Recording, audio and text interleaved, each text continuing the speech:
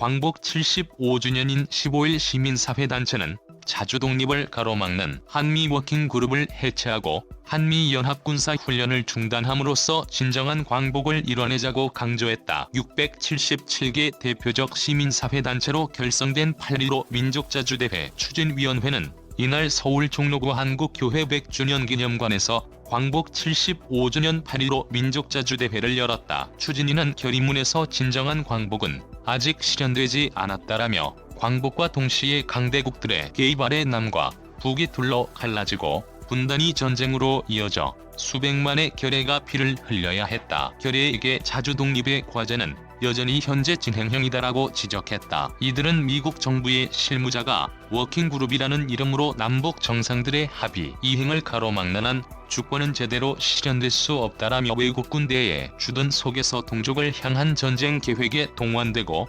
작전권 환수 능력까지도 주한 미군 사령관에게 검증받겠다고 하는 한 자주 독립도 민주주의의 완성도 불가능하다라고 질타했다. 최근 남북관계의 발목을 잡는 족수로 워킹그룹과 한미동맹이 지목됐다. 워킹그룹은 2018년 9월 평양 남북정상회담 2달 뒤 한국과 미국 정부가 비핵화와 남북협력 사업 등을 조율하기 위해 만들었으나 남북이 합의한 사업들이 미국의 제동에 가로막히는 일이 반복되면서 해체해야 한다는 목소리가 높아지고 있다. 정부는 워킹그룹 해체가 아닌 운영 방식 개선을 논의한다는 방침이다. 한미훈련은 당장 오는 16일부터 시작된다. 사전 연습 성격인 위기관리 참모훈련은 지난 11일부터 진행 중이다. 남북관계가 급격히 경색된 상황에서 일제의 적대 행위를 중단한다는 남북 합의를 위반함으로써 군사적 충돌까지 야기할 수 있는 상황이다. 북한은 한미훈련을 선제 공격을 가상한 침략 전쟁 연습이라고 규정하며 반발하고 있다. 이창복 6.15 공동선언 실천 남측 위원회 상임대표 의장은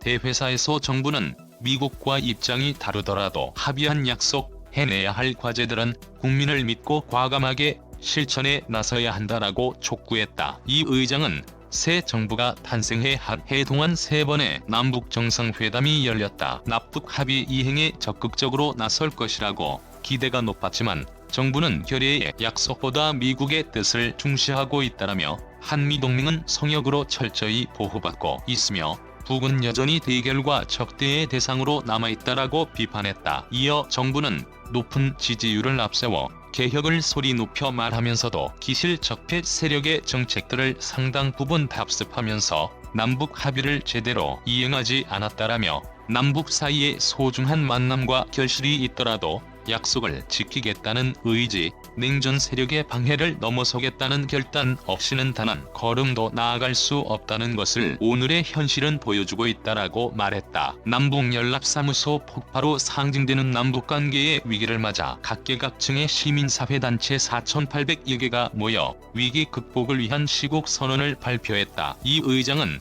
박근혜 퇴진운동 당시보다 더 많은 역대 최대 규모의 시국선언이 발표된 건 현 국면에 대한 위기의식, 이를 극복하겠다는 실천 의지의 발현이라고 짚었다. 이날 진행된 대표자 회의에서 대표들 역시 남북관계 개선을 위해서도 주권이 실현되는 새로운 한미관계 재정립을 위해서도 지금 필요한 건 민족자주의 의지라고 지적하며 선언뿐 아니라 한미워킹그룹 해체, 한미훈련 중단, 남북공동선언 이행을 행동으로 실천해야 한다고 강조했다. 추진위에 참가한 민주노총은 본대회에 앞서 서울 종로구 보신각에서 2천여 조합원이 참가한 8.15 노동자대회 성사선포 기자회견을 열고 한미훈련 중단과 워킹그룹 해체, 남북 합의 이행 등을 촉구했다. 김대하 비대위원장은 대회사에서 광복 이후 미국이 일제를 대신해 이 땅의 주인 행세를 하고 있다라며 주한미군, 워킹그룹, 세균전 부대, 사두 등을 배치하고